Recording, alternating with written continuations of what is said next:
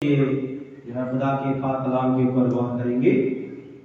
कुछ वक्त के लिए हम खुदावन के पाक कलाम के ऊपर गौर करेंगे। आज जो हमने जो है मनन के लिए हिस्सा लिया है, पुराने नियम में योएल की किताब है, योएल नबी की किताब, उसका 2 बाब और उसकी जो है 12 आयत से लेकर के जो है जो 17 आयत तक मैं आपके बीच में पढ़ूंगा। योएल की किताब उसका 2 बाब उसकी 12 आयत से लेकर के जो है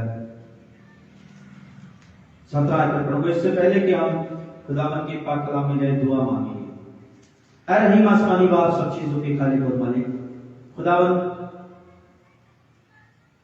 हमें इतनी खूबी, इतनी लियाकत नहीं है कि हम सब खुदावन जितने भी तेरे खादिम और खादिमाएं हैं दुनिया भर में, तेरे पाक कलाम को जो है बड़ी खूबसूरती से बयान कर सके। जब तक खुदावन तू मदद ना करे, तेरा रूह पाक हमारी अगुवाई ना करे, जब तक खुदावन यीशु मसीह का अनुग्रह हम पर ना उतरे, हम खुदावन खूबसूरती से बयान नहीं कर सकते। इसलिए खुदावन यीशु मसीह का अनुग्रह और तेरे पाक रूह की अगुवाई, उसका वसा चाहते हैं, तेरी मदद और सहायता चाहते हैं। इस पाक कलाम के हिस्से को समझने के लिए, इस पर अमल करने में हमारी मदद करना, समझने में मदद करना और अपने खादिम के जरिए खुदावन तो खुदावन इस पाक कलाम को बयान करना। खुदावन हमारी दुआ को कबूल कर। विशेम यीशुआ हा मसीहा, विशेम यीशुआ हा मसीहा। In the name of Jesus, in the name of Jesus, in the name of Jesus। खुदा यीशुआ मसीह नासरी के पाक मुबारक और समर्थी नाम में दुआ को मांगते हैं, आमीन। Hallelujah, hallelujah, shalom. सारे बोले शालोम, शालोम। आवाज सुनाई नहीं दी, शालोम, हाँ, शालोम वेशेम यीशुआ हा मसीहा। इसका मतलब क्या है? इसका मतलब है खुदावंद यीशु मसीह के पाक मुबारक और समर्थी नाम में आप सबको बहुत बहुत सलाम, बहुत बहुत शांति। तो ये जो ग्रीटिंग्स है जो उस वक्त के अंदर जो है शागिर्द जो है खुदावंद यीशु मसीह के एक दूसरे को देते थे, ये सब कुछ उन्होंने खुदावंद यीशु मसीह से सीखा और आगे यही जो है रूहानी बातें जो है खुदावंद यीशु मसीह, उसके बाद उसके शागिर्द, उसके शागिर्दों के बाद जो है नबियों के द्वारा, शागिर्दों के द्वारा जो है खादिमों के खादिमाओं के द्वारा हम तक पहुंची हैं और हम इन रूहानी बातों को अपनी जिंदगी के अंदर पकड़े रहे और अपनी नस्लों को भी सिखाएं। तो एक बार फिर से हम बोलेंगे शालोम, शालोम, शालोम, शालोम, शालोम, विशेम यीशुआ हा मसीहा। खुदावंद यीशु मसीह के पाक और मुबारक नाम में आप सबको बहुत बहुत सलाम, हालेलुया, हालेलुया। आइए अब हम खुदावंद के पाक कलाम के ऊपर गौर करेंगे। यहाँ पर क्या लिखा हुआ है? योएल नबी की किताब उसका 2 बाब और उसकी 12 आयत से लेकर 17 आयत में क्या लिखा हुआ? तो भी यहोवा की ये वाणी है, अभी भी सुनो, उपवास के साथ रोते पीटते अपने पूरे मन से फिरकर मेरे पास आओ, अपने वस्त्र नहीं अपने मन को फाड़ कर अपने परमेश्वर यहोवा की ओर फिरो, क्योंकि वो अनुग्रहकारी, दयालु, विलंब से क्रोध करने वाला, करुणा निधान और दुख देकर पछताने हारा है। क्या जाने वो फिरकर पछताए और ऐसी आशीष दे जिससे तुम्हारे परमेश्वर यहोवा का अन्न बलि और अर्घ दिया जाए। सिय्योन में नरसिंह का फूको, उपवास का दिन ठहराओ, महासभा का प्रचार करो, लोगों को इकट्ठा करो, सभा को पवित्र करो, पूर्णियों को बुला लो, बच्चों और दूध पियाओं को भी इकट्ठा करो। दूल्हा अपनी कोठरी से और दुल्हन भी अपने कमरे से निकल आए। याजक जो यहोवा के टहलुए हैं, वे आंगन और वेदी के बीच में रो रो कर कहें, हे यहोवा, अपनी प्रजा पर तरस खा, अपने निज भाग की नाम धराई ना होने दे, ना जाति जाति उसकी उपमा देने पाए, जाति जाति के लोग आपस में क्यों कहने पाए, उनका परमेश्वर कहाँ रहा। खुदावन अपने पाक कलाम के पढ़े और सुने जाने पर अपनी आशीष और बरकत दे, आमीन। Hallelujah, hallelujah. तो यहां पर हम क्या देखते हैं खुदावन के पाक कलाम के अंदर? खुदा क्या कहता है?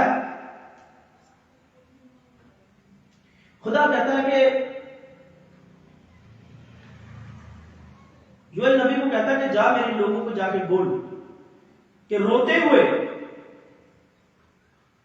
उपवास के साथ, रोते पीटते अपने पूरे मन से फिरकर मेरे पास। खुदा बुला रहा है।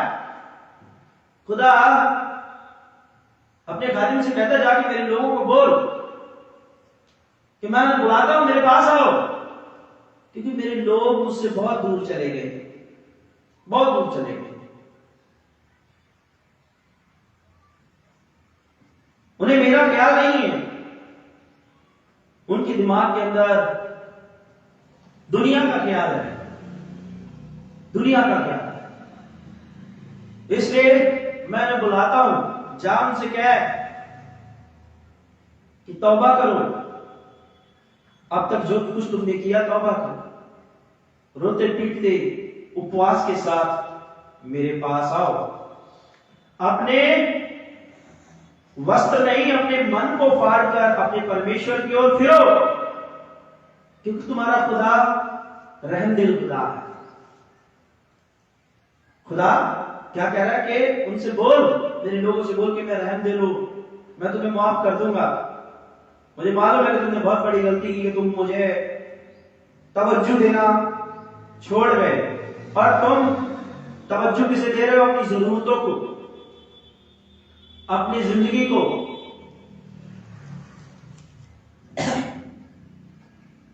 इसलिए खुदा के पास आओ। खुदा तुम्हारा रहमदिल है, वो तुम्हें सजा नहीं देगा।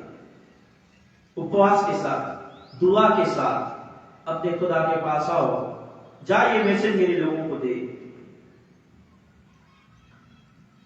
और क्या जाने खुदा फिर कर पछताए और ऐसी आशीष दे जिससे तुम्हारे परमेश्वर यहोवा का अन्न बलि और अर्घ दिया जाए। खुदा आशीष देना चाहता है। ये जो दिन है, ये जो 40 दिन उपवास के दिन है, दुआ के दिन है, इन 40 दिनों के अंदर हम ज्यादा से ज्यादा क्या अपना वक्त दुआ में गुजारते हैं। मालूम है ये कोई ट्रेडिशन नहीं है, कोई रस्म नहीं है। ये सिर्फ इसका मकसद यही है कि खुदा के लोगों को याद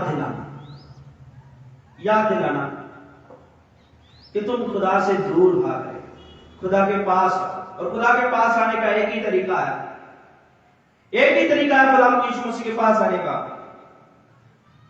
दुआई और जिंदगी, जिसकी दुआई और जिंदगी मजबूत है वही खुदा की नजदीकी में बढ़ सकता है। जिसकी दुआई और जिंदगी कमजोर है वो खुदा से दूर होता जाता है। इसलिए खुदा कहता है कि तुम अपना ज्यादा से ज्यादा वक्त दुआ में गुजारो। दुआ के जरिए तुम खुदा के पास आते हो, दुआ के जरिए तुम खुदा से मुलाकात करते हो, दुआ के जरिए तुम अपने खुदा यीशु मसीह के साथ रूबरू होते हो। जैसे नतनिएल को खुदा यीशु मसीह कहता है कि देख, तू अपने, इससे पहले कि फिलिप्पुस तुझे आके बुलाता, मैंने तुझे देख लिया था अंजीर के पेड़ के तले। वो कहता है तू मुझे कैसे जानता है? वो हैरान हो गया, क्योंकि नतनिएल अपने घर के अंदर जो है दिन के समय दोनों पहर दुआ करता था अंजीर के दरख्त के नीचे, दोनों पहर। क्योंकि जो खुदा के लोग थे वो 3 पहर दिन में दुआ करते थे, और दिन का दूसरा और तीसरा पहर गर्म पहर होता है। और उस वक्त में जो है क्या है, नतनिएल अंजीर के पेड़ के छांव के नीचे बैठ के दुआ करता है। और वो दुआ करता है, इसीलिए खुदा यीशु मसीह कहता है कि अरे मैंने तुझे अंजीर के पेड़ के तले देखा, मैं तुझे जानता हूं, मैं तुझे जानता हूं नतनिएल, क्योंकि दुआ के माध्यम से मैं तुझे जानता हूं। दुआ एक ऐसा जरिया है कि जिसके जरिए हम खुदा हमें जानने लगता है, हम खुदा की नजदीकी में आ जाते हैं। वैसे तो खुदा सबको ही जानता है, लेकिन ये जानना वो वाला नहीं, ये अलग तरह का जानना है। ये वो जानना है जिसके अंदर हम खुदा की नजदीकी में आ जाते हैं, इसके साथ जुड़ जाते हैं। तो यहां पर खुदा यही कह रहा है कि उपवास और दुआ में वक्त गुजारो। तो ये दिन इसी बात की ओर हमें इशारा करते हैं कि हम कहां इस दुनिया की भीड़ में खो चुके। आज हम अपनी जरूरतों के लिए, अपने काम धंधों के लिए, अपने तमाम दुनियावी भाग दौड़ के अंदर खुदा से इतनी दूर निकल गए अपने परिवार को पालने के चक्कर में, अपनी कबीलदारी की गाड़ी चलाने के चक्कर के अंदर खुदा से हम कटते चले जा रहे हैं। और खुदा यही कह रहा है कि तुम मुझसे कटते जा रहे हो, इसलिए मैं कह रहा हूं, मैं दूल्हे से भी कह रहा हूं, तू भी बाहर आ, दूल्हा जिसकी नई नई शादी हुई, तू भी आ, दुआ में आ। तो खुदा सबको यही एक मैसेज दे रहा है। यहां पर खुदा क्या कह रहा है कि सिय्योन में नरसिंगा फूंको, उपवास का दिन ठहराओ, उपवास का दिन ठहराओ, महासभा का प्रचार करो, यानी दुआ के लिए प्रचार करो, लोगों को बुलाओ। और ये काम किसका? याजकों का। ऐ याजकों, तुम जो यहोवा के टहलुए हो, तुम इस बात का प्रचार करो, लोगों को बुलाओ लोगों को कि एक बहुत बड़ी महासभा, एक इबादत रखी गई है, उस इबादत में सब लोग आओ, बुलाओ, और मैं अपने लोगों को आशीष दूंगा। मेरे जीजों, यही मकसद है आज आराधनालय के अंदर जो है इबादत रखने का, यही मकसद है। खुदा क्या कह रहा है? उपवास का दिन ठहराओ, महासभा का प्रचार करो, एक महासभा रखो, एक दुआ रखो मेरे आराधनालय के अंदर।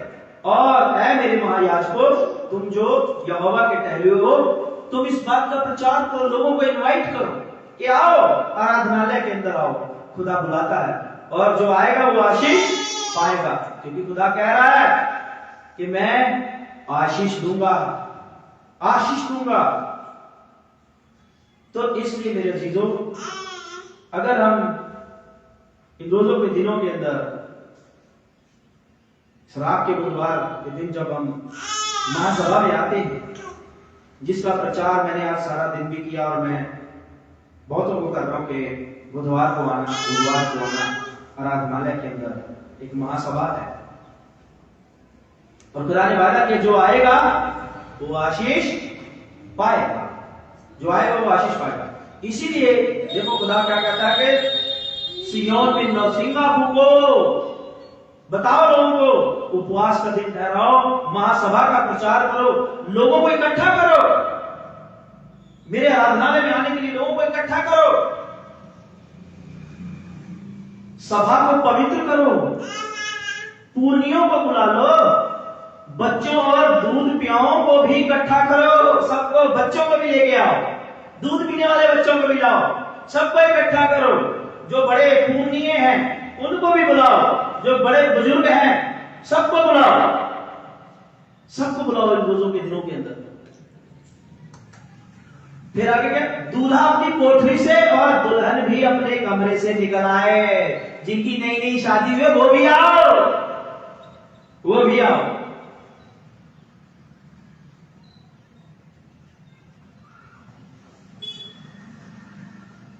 याजक जो यहोवा के टहलुए हैं, वे आंगन और वेदी के बीच में रो रो कर कहे, हे यहोवा, अपनी प्रजा पर तरस खा और अपनी दीर्घा की नाम भराई ना होने दे। तो खुदा इन दिनों के अंदर, और ये जो ऐश वेडनेसडे जो रात का बुधवार है, आज के दिन ये जो चर्च के अंदर, आराधनालय के अंदर जो इबादत रखी जाती है, जो महासभा रखी जाती है, ये इसीलिए रखी जाती है क्योंकि खुदा का कलाम कहता है कि खुदा बुलाता है, सबको बुलाता है, क्या बच्चे, क्या दूध पीने वाले, क्या बूढ़े, क्या जवान, क्या जिनकी नई नई शादी हुई है, क्या दूल्हा, क्या दुल्हन, सबको बुला रहा है। सब आओ और बरकत पाओ, माफी पाओ खुदा से, क्योंकि तुम इस दुनियादारी के चक्कर में बहुत दूर निकल गए हो अपने खुदा से। तुम्हारी दुआ जिंदगी कमजोर हो गई है, तुम्हारे जिंदगी में दुआ रही नहीं, एक फॉर्मेलिटी की दुआ रह गई, सुबह कर लिया उठते साथ है, किसी ने दोपहर को कर लिया, आपको खाना खाते समय कर लेता है, किसी ने रात को कर लिया, सो गए, बस फॉर्मेलिटी है। वो कहता है ये दुआया जिंदगी नहीं है। खुदा को दिल से याद करो। तुम खुदा को दिल से कम याद करते हो, लेकिन अपनी जरूरतों को कैसे पूरा करना है इस बात को ज्यादा याद कर। धन कैसे इकट्ठा करना है इस बात को ज्यादा याद कर। कामयाबी, उन्नति और तरक्की कैसे हासिल करनी इस बात को ज्यादा याद करते हो। एक दूसरे से आगे कैसे बढ़ना है, एक दूसरे की रीस कैसे करनी है इस बात को ज्यादा याद करते हो। खुदा को इतना याद नहीं करते। इसीलिए खुदा बुलाता है इन दिनों के अंदर, कहता आओ अपनी दुआया जिंदगी को सुधारो, उसे मजबूत करो, खुदा को याद करने वाले बनो। और ये 40 दिन रखने का यही मकसद है कि इन दिनों में ज्यादा से ज्यादा हम खुदा की नजदीकी में रहें, दुआ में रहें। इसलिए मेरे अजीजों ये इन्विटेशन सबके लिए है, लेकिन जो है जो लोग नहीं आए उन्होंने अपनी आशीष खो दी है। क्योंकि मैं नहीं कह रहा, योएल नबी की किताब उसका 2 बाब और उसकी 12 आयत से लेकर के 17 आयत तक ये बोलती है कि खुदा तुम्हें आशीष देगा, और जो लोग आए हैं वो आशीष पाएंगे। जो लोग नहीं आए उन्होंने अपनी आशीष खो दी है। क्यों नहीं आ पाए? उन्हें आज भी अपने काम धंधों की फिक्र पड़ी हुई है, आज भी टाइम नहीं है। टाइम के चक्कर में, अपने काम धंधों के चक्कर के अंदर खुदा से मिलने वाली बरकत खो दी। तो इसलिए, और खुदा ये कह रहा है कि जो लोग आएंगे मेरे याजकों यहोवा के टहलुम, तुम उनके लिए दुआ करो, दुआ करो मेरे आगे कि मैं उन्हें माफ करूं, मैं उन पर तरस खाऊं। तुम दुआ करो मेरी प्रजा के लिए और मैं तुम्हारी दुआ सुन के उन पर दया करूंगा, उन पर तरस खाऊंगा और उन्हें माफ करके उन्हें आशीष दूंगा, मैं बरकत दे दूंगा। तो ये खुदा जो है आज मैसेज दे रहा है। इसलिए याजक जो यहोवा के टहलुम हैं, वे आंगन और वेदी के बीच में रो रो करके कहे, हे यहोवा अपनी प्रजा पर तरस खा और अपने निर्भाग की नाम धराई ना होने दे, ना जाति जाति उसकी उपमा देने पाए, जाति जाति के लोग आपस में क्यों कहने पाए उनका परमेश्वर कहा। खुदा कह रहा है कि अरे जाति जाति के लोग क्यों कहने पाए कि तुम्हारा खुदा कहा रहा है, कि तुम्हारे हाल कितने बुरे हो रहे हैं, तुम परेशानी में हो, तुम चिंता में, तुम टेंशन में हो। धन तो इकट्ठा कर लिया, दुनिया का सारा ऐशो आराम इकट्ठा करने के बावजूद भी सुकून नहीं है। क्यों दुनिया के लोग तुम्हारी नाम धराई करें? अरे कहां है तुम्हारा खुदा? तुम्हारे पास शांति नहीं, उसने शांति नहीं दी। इसलिए तुमने दुनिया की दौलत, दुनिया का वैभव तो ले लिया, शान शौकत, उन्नति तरक्की हासिल कर ली, लेकिन सुकून नहीं है। मेरे पास आओ, मैं उसकी कमी भी पूरी कर देता हूं, ताकि लोगों के सामने, जाति जाति के सामने मेरे लोगों की, मेरी प्रजा की नाम धराई ना हो। इसलिए बुलाता खुदा आराधनालय के अंदर, लेकिन किसी के पास वक्त नहीं है, कोई नहीं आया, कुछ गिनती के लोग आए बेचारे। लेकिन आप जो आए हो, आपने एक अच्छा भाग चुन लिया है। खुदा ने आपको ब्लेसिंग दे दिया, बरकत दे दी। और जो नहीं आए उन्होंने बरकत को खो दिया, क्योंकि खुदा आप ही कहता है, 14वीं आयत, योएल 2 बाब और उसकी 14वीं आयत, क्या जाने वो फिर कर पछताए और ऐसी आशीष दे जिससे तुम्हारे परमेश्वर यहोवा का अन्न बलि और अर्घ दिया जाए। Hallelujah, hallelujah. तो ये एक छोटा सा मैसेज जो है रोजों के दिनों के अंदर है, खुदा ने हमें दिया। खुदा आप सबको बड़ी आशीष दे, बड़ी बरकत।